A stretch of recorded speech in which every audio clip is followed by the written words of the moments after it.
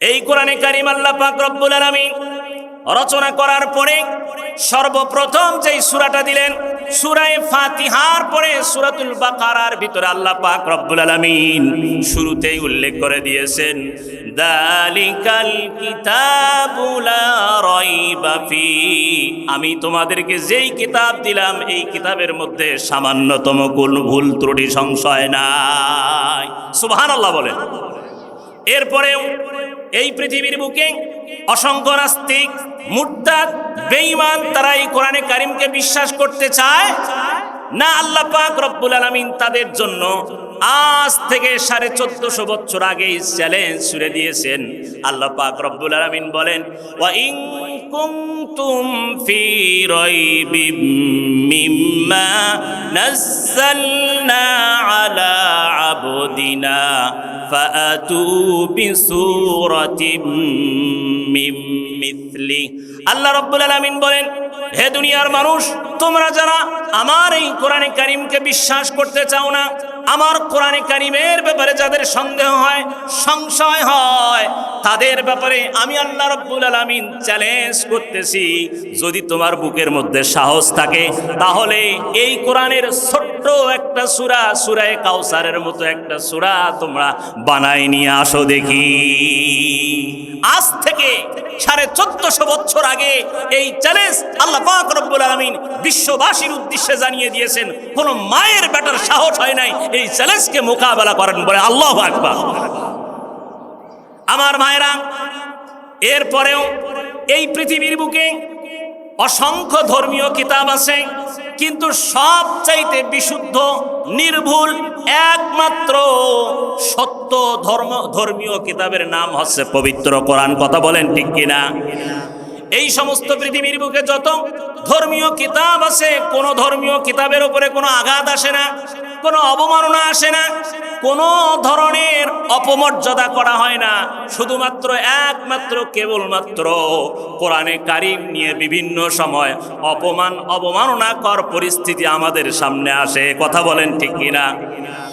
গত কয়েকদিন আগে ব্রাহ্মণবাড়িয়ার একটা কুলঙ্গার যুবক, নাম হচ্ছে বাইজি, এই কুলঙ্গার যুবক আমাদের কলিজার টুকরা কোরআন, যেই কোরআন হচ্ছে আমাদের হার্ট, যেই কোরআনে সামান্যতম অপমর্যাদা করলে, সামান্যতম অপমাননা করলে আমাদের কলিজায় আগুন ধরে যায়। কথা বলেন ঠিক কিনা? এই কোরআনে কারীমকে জ্বালিয়ে প্রকাশ্যভাবে নানানভাবে অপদস্থ করেছে। কিন্তু দুর্ভাগ্যজনক হলেও সত্য, আমাদের এই বাংলাদেশে বারবার কোরআনকে অবমাননা করা হয়েছে, বারবার নবীজির ব্যঙ্গচিত্র রচনা করা হয়েছে, বারবার নবীজিকে কটূক্তি করা হয়েছে। একবারও সচক্ষে আমরা দেখতে পাই নাই কোনো অপরাধীকে, কোনো কোরআন অবমাননাকারীকে, নবীর কটূক্তিকারীকে প্রকাশ্যে দিবালোকে কোনো শাস্তি দিতে আমরা দেখি নাই। কথা বলেন ঠিক কিনা? সুতরাং মুসলমান আজকে এই মাহফিল থেকে বলতে চাই, আগামী দিনে যদি কোন নাস্তিক, কোন মুরতাদ, কোন বেঈমান আবারও কোরআনের প্রতি অসম্মান জ্ঞাপনার্থে আবারও যদি কোনো হাত উত্তোলন করে, আমরা সেই কালো হাতকে ভেঙে দেব। কথা বলেন ঠিক কিনা? শুধু তাই নয়, কোরআনের সম্মান ইজ্জত রক্ষার্থে যদি আবারও যদি মাঠে ময়দানে ঝাঁপিয়ে পড়তে হয়, তাও প্রস্তুত আছি। প্রয়োজনে রক্ত দিব, জীবন দিব, তারপরেও কোরআনে কারীমের ইজ্জতকে সমুন্নত রাখবো। বলেন ইনশাআল্লাহ। আমাদের করণীয় কি ছিল? আফসোস হয় ভাইরা আমার, এই যে কিছুক্ষণ পরে আমরা সবাই গিয়ে বাড়িতে ঘুমায়া যাব, আল্লাহ পাক রব্বুল আলামিন বলেন, মানুষ রে, ও দুনিয়ার মানুষ, তোমরা কেমনে আমি আল্লাহ রব্বুল আলামিনকে ভুলে গেলা?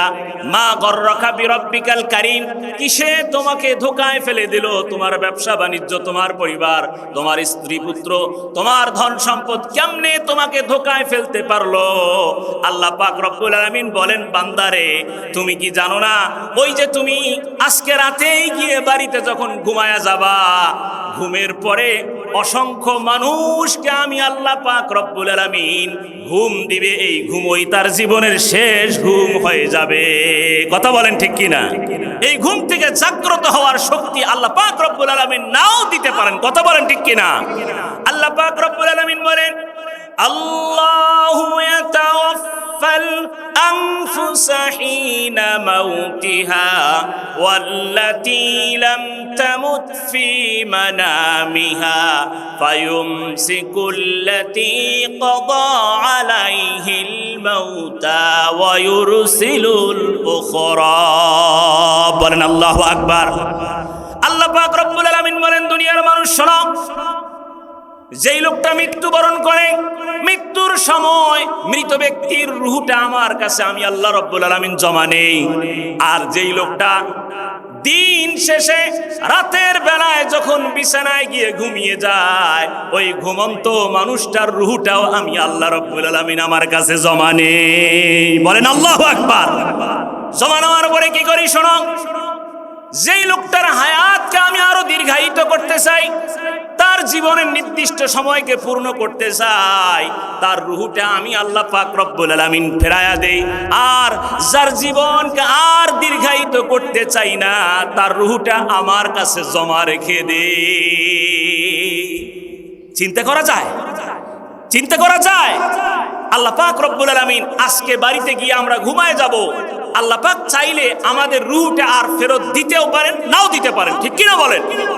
সুতরাং আজকে যারা কোরআনের মাহফিলের এত চমৎকার আয়োজন, এত চমৎকার অনুষ্ঠানের ব্যবস্থা করা হয়েছে, আল্লাহ পাক রব্বুল আলামিন বলেন, ওয়া ইযা কুরিআল কুরআনু ফাসতামিউ লাহু ওয়া আনসিতু লাআল্লাকুম তুরহামুন।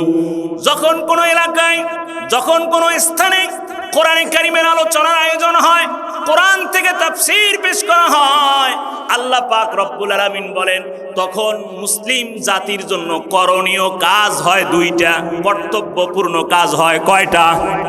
জোরে বলতে হবে, কয়টা? দুইটা কাজ। এক নাম্বার কাজ হলো ফাসতামিউ লাহু ওয়া আনসিতু। এক নাম্বার কাজ হলো চুপ মেরে বসে যেতে হবে। দুই নাম্বার কাজ হলো মনোযোগ দিয়ে কথাগুলো শ্রবণ করতে হবে। হুকুমটা কার? আওয়াজ দিয়ে বলেন, হুকুমটা কার? আল্লাহ পাক রব্বুল আলামিন আমাদেরকে হুকুম দিলেন, কোরআনের আলোচনা চলছে, তোমার ভিতরে যদি ঈমান থাকে, তুমি যদি মুসলমান হও, তোমার কাজ হচ্ছে আলোচনা শ্রবণ করা। আর যেই সমস্ত মানুষ কাফের, বেঈমান, মুশরিক, নাস্তিক, কোরআনের আলোচনা যখন শুরু হয়ে যায়, তারাও একটা উপদেশ দেয়, একটা আদেশ দেয়। সে কথাও আল্লাহ পাক রব্বুল আলামিন বলেন, ওয়াকালাল্লাযীনা কাফারু লা তাসমাউ লিহাযাল কুরআনি ওয়ালগাউ ফীহি লাআল্লাকুম তাগলিবুন।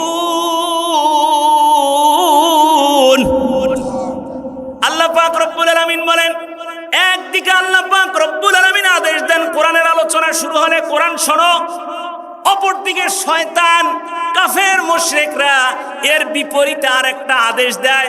কারণ যেখানেই আল্লাহ পাক রব্বুল আলামিন তার বান্দাদেরকে কোনো ভালো কাজ করার আদেশ দেন, শয়তান তার বিপরীতে আরেকটা উপদেশ দেয়, যাতে করে আল্লাহর হুকুম আল্লাহর গোলামরা পালন করতে না পারে।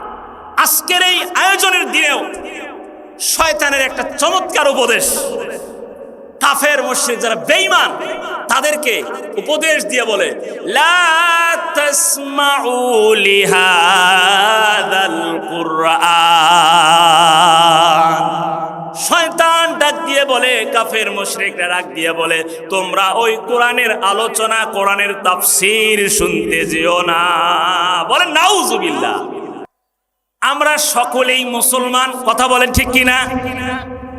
আমাদের ব্যক্তি জীবনে, আমাদের সমাজ জীবনে, আমাদের প্রত্যেকেরই এক একটা পরিচয় আছে। আমরা কেউ বা ডাক্তার, কেউ বা ইঞ্জিনিয়ার, কেউ বা শিক্ষক, কেউ বা ছাত্র, কেউ বা দিনমজুর, কেউ বা মালিক। এভাবে আমাদের এক একজনের এক একটা পরিচয় আছে না নাই? কিন্তু সবাই মিলে আমাদের একটা মূল পরিচয় আছে। সেই পরিচয়টার নাম হচ্ছে আমরা সবাই মুসলমান। আমরা সবাই মুসলমান। এই মুসলমান পরিচয়টা আমাদেরকে দিয়েছেন কে? আল্লাহ। আল্লাহ পাক রব্বুল আলামিন সূরাতুল হজ্জের ভিতরে বলেন, মিল্লাতা আবিকুম ইব্রাহিমা হুয়া সাম্মাকুমুল মুসলিমিন। আল্লাহ পাক রব্বুল আলামিন বলেন, হে মুসলিম জাতি, হে মুসলমান জাতি, তোমাদের জাতীয় পিতার নাম হচ্ছে ইব্রাহিম, আর আমি আল্লাহ পাক রব্বুল আলামিন তোমাদের নাম দিয়েছি তোমরা হলে মুসলমান। একটু জোরে বলেন তো আমরা কি? আমরা হলাম মুসলমান, আমাদের পরিচয় হচ্ছে মুসলমান। কিন্তু আমাদের দেশের এক শ্রেণীর নাস্তিক মুরতাদ, এক শ্রেণীর নামধারী মুসলমান, তাদের এই মুসলমানিত্বের পরিচয় ভুলে গিয়ে তারা অনেকে নিজেকে শুধুমাত্র বাঙালি পরিচয় দিতে চায়, শুধুমাত্র বাঙালি পরিচয় দিতে চায়। আপনারা, আমি একজন ব্যক্তির নাম কোট করছি, তিনি হচ্ছেন ডক্টর মোহাম্মদ শহীদুল্লাহ। তিনি একাধারে 24টি ভাষার পণ্ডিত ছিলেন। ডক্টর মোহাম্মদ শহীদুল্লাহ খুব ভালো মানুষ ছিলেন, কিন্তু মরে যাবার আগ দিয়ে তিনি বলে গেলেন, আমরা মুসলমান, এ কথা যতটা সত্য তার চাইতেও বেশি সত্য আমরা বাঙালি। বলেন নাউজুবিল্লাহ, জোরে বলেন নাউজুবিল্লাহ। দেখছেন কি কথা বলেছে? আমরা মুসলমান, এ কথা যতটা সত্য তার চাইতেও বেশি নাকি সত্য সে নাকি বাঙালি। বলেন নাউজুবিল্লাহ। এ ধরনের এক শ্রেণীর আমাদের বাংলাদেশে মুসলমান আছে যারা বাঙালি পরিচয়টাকে সবচেয়ে বেশি করে হাইলাইট করতে চায়। কিন্তু এই যে বাঙালি পরিচয় আপনি দিলেন, এই বাঙালি পরিচয় আপনি জীবন আছে যতক্ষণ, বেঁচে আছেন যতক্ষণ পরিচয় থাকবে ততক্ষণ। মরে যাওয়ার পরে কি বাঙালি পরিচয় দিলে চলবে? মরে যাওয়ার পরে যদি কবরে যদি জিজ্ঞেস করে তুমি কোন জাতীয়, কবরের মধ্যে প্রশ্ন করা হবে 3টা। তার মধ্যে 1 নাম্বার প্রশ্ন হলো মান দীনুকা, তোমার দিন কি? যেই লোকটা সঠিক উত্তর দিবে সেই লোকটা বলবে দীনিয়াল ইসলাম, আমার দিন, আমার ধর্ম, আমার আদর্শ হচ্ছে ইসলাম। তার মানে আমি ছিলাম মুসলমান, আমি ছিলাম মুসলমান। আর যেই লোকটা এই দুনিয়াতে বলবে আমি হলাম বাঙালি, কিসের মুসলমান, কিসের কি, আমি হলাম বাঙালি, এই লোকটা যদি কবরে যায়, যদি জিজ্ঞেস করে তুমি কোন জাতীয় ছিলা, এ যদি বলে আমি ছিলাম বাঙালি, বলেন তো এই লোকটার জন্য কবরের মাইর আছে না নাই? আছে না নাই? কবরের ডান্ডা বেরি আচ্ছা মতো পিটাবে। কথা বলেন ঠিক কিনা? তো সুতরাং আমরা আমাদের মূল পরিচয় যেটা দিব সেটা হলো আমরা হলাম মুসলমান। সম্মানিত হাজিরিন, আল্লাহ পাক রব্বুল আলামিন এই মুসলমান পরিচয় আমাদেরকে দিয়েছেন।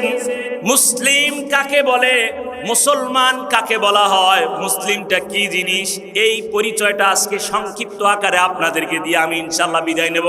আপনারা শোনার জন্য রাজি আছেন তো ইনশাআল্লাহ? আমাদের সমাজ বা গ্রামগঞ্জের ধারণা হচ্ছে, অনেকের ধারণা, ভালো করে খেয়াল করবেন, আমি কয়েকটা গুরুত্বপূর্ণ কথা বলে আপনাদের কাছ থেকে বিদায় নেব। আমাদের এলাকায়, গ্রামে গঞ্জে, সমাজে অনেকের বিশ্বাস হচ্ছে মুসলমান কারে বলে। এক শ্রেণীর মানুষ মনে করে মুসলমান তো সেই ব্যক্তি যেই লোকটা মুসলমান মায়ের গর্ভে জন্ম লাভ করছে, মুসলমান পিতার ঔরস থেকে জন্ম লাভ করছে, এবং 5-7 বছর বয়সে যেই ছেলেটা, যেই বাচ্চাটা মুসলমানি করাবে, এটাকে বলা হয় মুসলমান। আসলে কি মুসলমানের পরিচয় এটা? আবার অনেকের ধারণা শবে কদর, শবে বরাত আসলে পরে সারা রাত ব্যাপী নামাজ পড়বে, আর শুক্রবারে সুন্দর একখান পাঞ্জাবি গাউত দিয়ে ঘাড়ের মধ্যে যায় নামাজ ফেলায় দিয়ে একেবারে জুমার দিনে প্রথম কাতারের একেবারে ফার্স্ট কাতারে বসিয়া নামাজ শুরু করে দিবে। মাঝে মধ্যে এই জুম্মার নামাজ পড়বে, আর লোকটা নিজেকে মনে করে আমি হলাম একনিষ্ঠ মুসলমান। আবার এরকমও অনেকে আছে বছরে 2 বার শুধুমাত্র নামাজ পড়ে। 2 বার কোন নামাজ পড়ে ভাই? ঈদের নামাজ পড়ে। ঈদের নামাজ পড়ার পরে কোরবানির ঈদে গরু কোরবানি দিয়ে আচ্ছা মতো গরুর গোশত খায়। এরকম মুসলমানও আছে না নাই? ও মনে করতেছে আমি তো সপ্তাহে সপ্তাহে গরুর গোশত খাই, আবার কোরবানি দিয়েও খাই, সুতরাং আমার মুসলমানিত্ব যাবে কোথায়? আমিই হচ্ছি 1 নম্বরের মুসলমান। এরকম মুসলমান আমাদের সমাজে আছে না। রব্বুল আলামিন যেই মুসলমানের কথা বলেছেন, এটা সেই মুসলমান নয়, বরং প্রকৃত মুসলমান হচ্ছে সেই ব্যক্তি যার ব্যাপারে আল্লাহ পাক রব্বুল আলামিন পবিত্র কোরআনে ঘোষণা করেন, ইয়া আইয়ুহাল্লাযীনা আমানু ইত্তাকুল্লাহা হাক্কা তুকাতিহি ওয়া লা তামুতুন্না ইল্লা ওয়া আনতুম মুসলিমুন। আল্লাহ পাক রব্বুল আলামিন বলেন, দুনিয়ার মানুষ শোনো, তোমরা যারা ঈমান এনেছো তোমাদেরকে আমি হুকুম দিচ্ছি, তোমরা আল্লাহকে উপযুক্তভাবে ভয় করো, ভয় করার মতো ভয় করো। আদেশটা দিয়েছেন কে? একটু সবাইকে বলতে হবে, আদেশটা দিয়েছেন কে? আল্লাহ পাক রব্বুল আলামিন বলেন, আমাকে ভয় করার মতো ভয় করো। 2 নাম্বার হুকুম হলো ওয়ালা তামুতুন্না ইল্লা ওয়া আনতুম মুসলিমুন। খবরদার, খবরদার, তোমরা মুসলমান না হয়ে মৃত্যুবরণ করো না। আগে মুসলমান হও, তারপর মৃত্যুবরণ করো। আচ্ছা বলেন তো, আমাদের জীবনে মৃত্যু আছে না নাই? নাকি সারা জীবন বেঁচে থাকবো? আমরা কি সারা জীবন বেঁচে থাকবো? এই দুনিয়াতে আমার দাদা আছে, আমার দাদি বেঁচে আছে, আমাদের নানা বেঁচে আছে, নানি নাই, অনেকের বাবাও দুনিয়ার থেকে বিদায় নিয়ে চলে গেছে। তার মানে আমাদের পিতৃকুল মাতৃকুলের পূর্ববর্তী যারা আছেন তারা প্রত্যেকেই পর্যায়ক্রমে চলে যায়, কেউ দুনিয়াতে থাকে। তার মানে আজ থেকে 100 বছর পরে এখানে যারাই উপস্থিত আছেন, বলেন তো 100 বছর পরে এই দুনিয়াতে আমাদের কারো অস্তিত্ব থাকবে? জোরে বলতে হবে, অস্তিত্ব থাকবে? কোথায় যাব, কি হবে আমাদের? আল্লাহ পাক রব্বুল আলামিন বলেন, কুল্লু নাফসিন যায়িকাতুল মাউত। প্রত্যেকটা জীবকে, প্রত্যেকটা আত্মাকে মৃত্যুর স্বাদ গ্রহণ করতে হবে। কেউ মৃত্যু থেকে বাঁচতে পারবে? কেউ মৃত্যু থেকে বাঁচতে পারবে না। এমনকি আল্লাহ পাক রব্বুল আলামিন বলেন, কুল ইন্নাল মাউতাল্লাযী তাফিররুনা মিনহু ফাইন্নাহু মুলাকীকুম।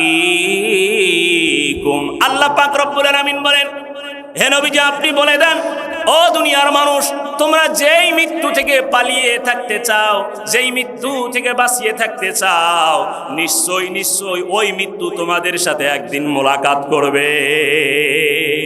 এই মৃত্যু কেউ বরণ করতে চায়? কেউ মরতে চায় না। এই পৃথিবীর বুকে মানুষ 3টা জিনিস, এই পৃথিবীর বুকে কেউ চায় না। এই 3টা জিনিস কি আমি একটু বলে দিব? একটু জোরে বলেন তো, আমি কি 3টা জিনিস কি বলে দিব? 1 নম্বর জিনিস হলো, এই পৃথিবীর বুকে কোন মানুষ তার যৌবনকে হারিয়ে বৃদ্ধ হতে চায় না। বলেন তো, কোন মানুষ কি যৌবন হারাতে চায়? কারণ যৌবনের স্বাদ, যৌবনের মজা, এটা যারা উপভোগ করেছে তারাই বুঝতে পারে যে আসলে যৌবনটা কি জিনিস। যৌবন শেষে যখন বার্ধক্য চলে আসে তখন আফসোস করতে থাকে, হায়রে যৌবন, হায়রে যৌবন। এজন্য আরবিতে একটা ইবারত বলা হয়, লাইতা শাবাবা ইয়াউদু। যৌবন কখনো ফিরে আসে, কিন্তু যৌবন মানুষ কোনোদিন কেউ হারাতে চায়, তারপরেও হারিয়ে যায়। রং ধরা যৌবন জং ধরে একদিন শেষ হয়ে যাবে। আজকে এখানে যারা মুরব্বী চাচারা বসে আছেন, এক সময় তারাও কিন্তু তাগড়া যুবক ছিল, ছিল কি ছিল না? আজকে যারা যুবক তারাও একদিন মুরব্বী চাচাদের মতো হয়ে যাবে। কথা বলেন ঠিক কি না? আমার ভাইরা, 2 নম্বর জিনিস পৃথিবীতে কেউ চায় না, তা হলো এই পৃথিবীর বুকে কেউ সম্পদ হারাতে চায় না, সম্পদ হারিয়ে কেউ ফকির হতে চায় না। 3 নম্বর জিনিস হলো, কেউ পৃথিবীর বুকে মৃত্যুবরণ করতে চায় না, কেউ মরতে চায় না। কোন বার্ধক্যে উপনীত একেবারে মাজুর ব্যক্তির কাছেও যদি মৃত্যু আসে, তারপরেও সেই লোকটা বলে যে আমি বাঁচতে চাই, আমি বাঁচতে চাই।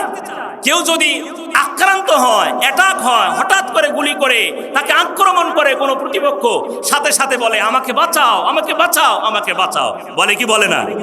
কিন্তু বাঁচানোর মালিক কে? আল্লাহ পাক রব্বুল আলামিন যাকে বাঁচিয়ে দেন, পৃথিবীর কেউ তাকে মারতে পারে? আল্লাহ পাক রব্বুল আলামিন যাকে মৃত্যু দেবেন, পৃথিবীর কেউ তাকে বাঁচাতে পারবেন? আমার ভাইরা, মানুষ মৃত্যু থেকে পালিয়ে থাকতে চায়। আল্লাহ পাক রব্বুল আলামিন বলেন, মানুষ যদি মৃত্যু থেকে বাঁচার জন্য সুকঠিন প্রাচীর দেওয়া অট্টালিকার মধ্যে বসবাস করে, এরপরেও মৃত্যু থেকে বাঁচতে পারবে? আল্লাহ পাক রব্বুল আলামিন বলেন, আইনামা তাকুনু ইউদরিকুমুল মাউতু ওয়ালাউ কুনতুম ফি বুরুজিম মুশাইয়াদা। ও দুনিয়ার মানুষ, তোমরা মৃত্যু থেকে বাঁচার জন্য সুকঠিন প্রাসাদ, অট্টালিকা, সীসা ঢালা প্রাচীর দেয়ালের ভিতরে যদি থেকে তোমরা মৃত্যু থেকে বাঁচিয়ে থাকতে চাও, আল্লাহ পাক রব্বুল আলামিন বলেন এরপরেও মৃত্যু থেকে পালিয়ে থাকা সম্ভব নয়। আপনারা হয়তো অনেকেই মাইকেল জ্যাকসনের নাম শুনছেন। মাইকেল জ্যাকসন একজন আমেরিকান গায়ক ছিল। এই লোকটা, এনার অনেক ধন সম্পদ ছিল, টাকা পয়সা ছিল, কোটি কোটি বিলিয়ন ট্রিলিয়ন অর্থের মালিক ছিল। এমতো অবস্থায় তার চিন্তা হলো যে আমি এই পৃথিবীর বুকে 150 বছর বাঁচতে চাই। জোরে বলেন তো কয়শো বছর? 150 বছর কি আমাদের চোখে দেখা এরকম কোন মানুষ আমরা দেখেছি 150 বছর বেঁচে ছিল? এরকম মানুষ কিন্তু দেখা যায় না। মাইকেল জ্যাকসন চিন্তা করলো যে আমি খুব বেশি দিন বাঁচতে চাই, 150 বছর বাঁচবো। তার এই চিন্তা, তার এই আশা পূরণের জন্য বিভিন্ন ধরনের পদক্ষেপ গ্রহণ করলো। সর্বদা তাকে চেক আপ করার জন্য, স্বাস্থ্যগত সাপোর্ট দেওয়ার জন্য একজন নয়, দুইজন নয়, মোট 12 জন ডাক্তারকে নিয়োগ করলো। বলেন তো কয়জন ডাক্তার নিয়োগ করলো? 12 জন ডাক্তার নিয়োগ করা হলো। শুধু তাই নয়, 12 জন ব্যক্তিকে আবার সেটেলমেন্ট করা হলো। যেই 12 জন ব্যক্তি সদা সর্বদা পরামর্শ দিবে কিভাবে ফিট থাকা যায়, এক্সারসাইজের মাধ্যমে বিভিন্ন পরামর্শ দিবে তারা। এমনি ভাবে প্রত্যেকটি মুহূর্তে যত খাবার এই মাইকেল জ্যাকসন গ্রহণ করত, কোনো খাবার ল্যাব টেস্ট করা ছাড়া কোনো খাবার গ্রহণ করত না। যেই জায়গার মধ্যে বসতো, যেই জায়গার মধ্যে শয়ন করত, সেখানে অক্সিজেন অল টাইম ফিট করা ছিল। সব সময় অক্সিজেনের সাপোর্ট নিত, যাতে করে শরীরের ওপরে সামান্যতম কোনো আঘাত না আসে। সার্বিকভাবে সব ধরনের প্রস্তুতি নেওয়া হয়েছিল। তার প্ল্যান ছিল এই দুনিয়াতে বেঁচে থাকবে কত বছর? জোরে বলেন কত বছর? 150 বছর বেঁচে থাকবে। কিন্তু আল্লাহ পাক রব্বুল আলামিন নির্ধারণ আছে না নাই? আল্লাহ পাক রব্বুল আলামিনের নির্ধারণ আছে না নাই? আল্লাহ পাক রব্বুল আলামিন বলেন, লা ইস্তাখিরুনা সাআতাও ওয়া লা ইস্তাকদিমুন। বলেন আল্লাহু আকবার। আল্লাহ পাক রব্বুল আলামিন বলেন, দুনিয়ার মানুষ, আমি আল্লাহ পাক রব্বুল আলামিন প্রত্যেকটা মানুষ যখন মায়ের গর্ভের ভিতরে আসে, 340 অতিক্রম করার পরে, 340 অতিক্রম করলে পরে আমি আল্লাহ পাক রব্বুল আলামিন প্রত্যেকটা শিশুর জন্য নির্ধারণ করে দেই এই লোকটা দুনিয়াতে কতদিন বেঁচে থাকবে। আপনার আমার এরকম বয়স নির্ধারণ আল্লাহর পক্ষ থেকে আসে না নাই? এই বয়স নির্ধারণ, এটা ফুরিয়ে আজকে যাবে নাকি আগামীকাল যাবে নাকি 100 বছর পরে যাবে, এটা কি আমরা কেউ জানি ভাই? কেউ জানি না। আল্লাহ পাক রব্বুল আলামিন নির্ধারণ করে রেখেছেন। আল্লাহ পাক রব্বুল আলামিন বলেন, আমার যে নির্ধারণী আছে, এই নির্ধারণ করার সময়ের 1 মুহূর্ত আগেও কারো মৃত্যু হবে না, 1 মুহূর্ত পরেও কারো মৃত্যু হবে না। বলেন আল্লাহু আকবার। সম্মানিত হাজরিন, এমনকি আল্লাহ পাক রব্বুল আলামিন এটাও নির্ধারণ করে রেখেছেন একজন মানুষ কোন জায়গায় কোন স্থানে মৃত্যুবরণ করবে, সেটাও আল্লাহ পাক রব্বুল আলামিন নির্ধারণ করে রেখেছেন। বলেন আল্লাহু আকবার। আল্লাহ পাক রব্বুল আলামিন সূরা লুকমানের ভিতরে বলেন, ওয়ামা তাদরি নাফসুম বিআই আরদিন তামুত। আল্লাহ পাক রব্বুল আলামিন বলেন, কোন নফস নাই, কোন আত্মা নাই, সে জানে না আমি তার জন্য মৃত্যুর জায়গা কোথায় নির্ধারণ করে রেখেছি। বলেন সুবহানাল্লাহ। আল্লাহ পাক রব্বুল আলামিন মূলত 5টি বিষয়ের জ্ঞান কোনো মানুষের জন্য ডিসক্লোজ করেন নাই, কোনো মানুষের কাছে প্রকাশ করেন নাই। 5টি বিষয়ের জ্ঞান আল্লাহ পাক রব্বুল আলামিন তার নিজ হাতে রেখেছেন। বলেন সুবহানাল্লাহ। কয়টি বিষয়? আওয়াজ দিয়ে বলতে হবে কয়টি বিষয়? এই 5টি বিষয়কে আপনারা শুনতে চান? একটু জোরে বলতে হবে কয়টি বিষয়? আল্লাহ পাক রব্বুল আলামিন বলেন সূরা লুকমানের 34 নম্বর আয়াত, আল্লাহ পাক রব্বুল আলামিন বলেন, ইন্নাল্লাহা ইনদাহু ইলমুস সাআতি ওয়া ইউনাজ্জিলুল গায়থা ওয়া ইয়ালামু মা ফিল আরহাম ওয়া মা তাদরি নাফসুম মাযা তাকসিবু গাদা ওয়া মা তাদরি নাফসুম বিআইয়ি আরদিন তামুত। আল্লাহ রাব্বুল আলামিন বলেন, আমি আল্লাহ পাক রব্বুল আলামিনের কাছে আমি এই জ্ঞানটা রেখে দিয়েছি। এই পৃথিবী কখন ধ্বংস হয়ে যাবে, কখন কিয়ামত অনুষ্ঠিত হবে, পৃথিবীর কেউ জানে না। এই জ্ঞান আছে কার? এ সম্পর্কে জ্ঞান আছে কার?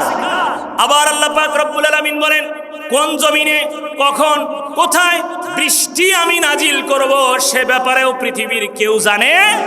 শুধু তাই নয় রে মুসলমান, একজন মায়ের গর্ভে যে সন্তানটা থাকে, সন্তানটা ছেলে হবে নাকি মেয়ে হবে নাকি অন্য কিছু হবে, এটাও পৃথিবীর কেউ জানে।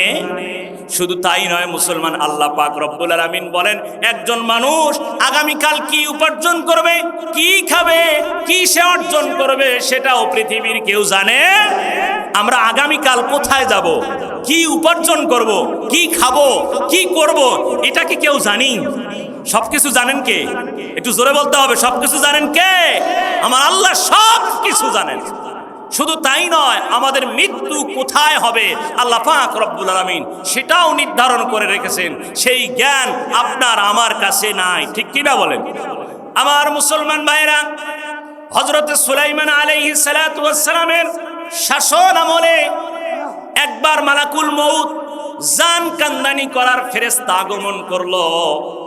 জান কান্দানি করার ফেরেশতা যখন সুলাইমান আলাইহিস সালাতু ওয়াস সালামের কাছে আসলো, পাশেই আরেকজন ব্যক্তি বসা ছিলেন। সুলাইমান আলাইহিস সালাতু ওয়াস সালামের কাছে মালাকুল মউত যখন আসলো, সুলাইমান আলাইহিস সালাতু ওয়াস সালাম লক্ষ্য করে দেখলেন মালাকুল মউত তার চোখগুলো বড় বড় করে তাকিয়ে আছে। সুলাইমান আলাইহিস সালাতু ওয়াস সালাম মনে মনে চিন্তা করলেন, ঘটনা কি, কারণ কি, এরকম করে বড় বড় চোখ করে তাকিয়ে আছে কেন? এইবার যখন বড় বড় করে চোখ করে তাকিয়ে থাকলেন, কিছুক্ষণের মধ্যে মালাকুল মউত চলে গেলেন। চলে যাওয়ার পরে পাশে যে ওই লোকটা ছিল, লোকটা সুলাইমানকে ডাক দিয়ে বলল, বাদশা সুলাইমান, আমি আপনার কাছে অনেক দিন যাবত থাকি, আপনার কাজের সহযোগিতা করে থাকি, কিন্তু কোনোদিন আবদার করি নাই, আপনার কাছে কোনো অ্যাপ্লিকেশন করি নাই। আজকে আপনার কাছে আমার একটা চাওয়া আছে, একটা আবেদন আছে, একটা নিবেদন আছে। তা হলো, আপনি আমাকে আপনার যে তখ্ত আছে, যেই তখ্ত বাতাসের উপরে ভাসমান অবস্থায় চলাচল করে, আপনি নির্দেশ দিলেই চলে, সেই তখ্তে করে আমাকে মুহূর্তের মধ্যে আমার বাড়ি ইন্ডিয়ার মধ্যে পৌঁছায়া দিয়ে আসেন। বলেন আল্লাহু আকবার। সুলাইমান আলাইহিস সালাতু ওয়াস সালাম তার আবেদন শুনলেন, বললেন ঠিক আছে চলো। মুহূর্তের মধ্যে তার বাড়িতে গিয়ে পৌঁছায় দিয়ে আসলেন। এমত অবস্থায় কিছুক্ষণ পরে আবার মালাকুল মউত যখন ফিরে আসলো, জিজ্ঞেস করা হলো, মালাকুল মউত, প্রত্যেকদিন বিভিন্ন সময় তোমাকে আমি দেখি স্বাভাবিক অবস্থায়, কিন্তু কিছুক্ষণ আগে যখন তুমি আমার সামন দিয়ে যাচ্ছিলে, তোমার চোখগুলো বড় বড় করে তাকিয়ে আসো, মনে হয় যেন তুমি খুব অবাক হয়ে গেছো। ঘটনা কি, কারণটা কি? ডাক দিয়ে বললেন, বাদশা সুলাইমান, শুনেন তাহলে, আল্লাহ পাক রব্বুল আলামিন আমাকে হুকুম দিয়ে পাঠিয়েছেন, যেই লোকটা আপনার পাশেই বসা ছিল, এই লোকটার জান কান্দানি করতে হবে ইন্ডিয়ার অমুক এলাকার মধ্যে। আল্লাহ পাক রব্বুল আলামিন যখন আমাকে হুকুম দিলেন, আমি তার জান কবজের জন্য বের হলাম। আপনার যে সিংহাসন, আপনার যে রাজ দরবার, এখান থেকে ইন্ডিয়ার দূরত্ব তো অনেক বেশি। আমি ওই লোকটাকে আপনার পাশে দেখে চিন্তা করলাম, হায় আফসোস, এই লোকটার জান কান্দানি হবে ইন্ডিয়ার মাটিতে, অথচ সেই লোকটা এখানে। অথচ আল্লাহ পাক রব্বুল আলামিনের ফরমান কোনোদিন বদল হয় না। আমি চিন্তিত হয়ে তাকিয়ে থাকলাম, এই লোকটা কেমনে সেখানে যাবে, কেমনে সেখানে জান কবজ করব। আমি চিন্তিত হয়ে অবাক হয়ে তাকিয়েছিলাম, অতঃপর আমি সেখানে স্থির হলাম না, বরং আল্লাহ পাক রব্বুল আলামিন যেহেতু আমাকে হুকুম দিয়েছেন, হুকুম মতো আমি ইন্ডিয়ায় চলে গেলাম। যথাস্থানে গিয়ে ওই লোকটাকে আমি পেয়ে গেলাম, অতঃপর জান কবজ করে আবার আমি ফিরে আসলাম। বলেন আল্লাহু আকবার। সুতরাং আমাদের মৃত্যু কোথায় হবে এটা নির্ধারণ করা আছে না নাই? আছে না নাই? আপনার আমার মৃত্যু কোথায় হবে আমরা কেউ জানি না। হতে পারে আমার মৃত্যু আমার বাড়িতে, আমার বিছানায় হতে পারে। আমরা প্রতিদিন আমাদের বিছানাগুলোতে শুই কি শুই না?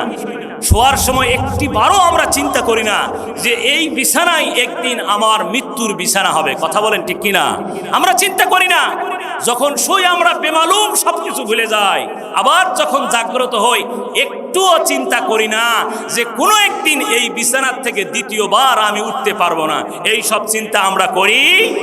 আমার ভাইরা, আল্লাহ পাক রব্বুল আলামিন বলেন, ও দুনিয়ার মানুষ, তোমরা তো একদিন মরে যাবাই, পৃথিবীতে স্থায়ীভাবে কেউ থাকবা না।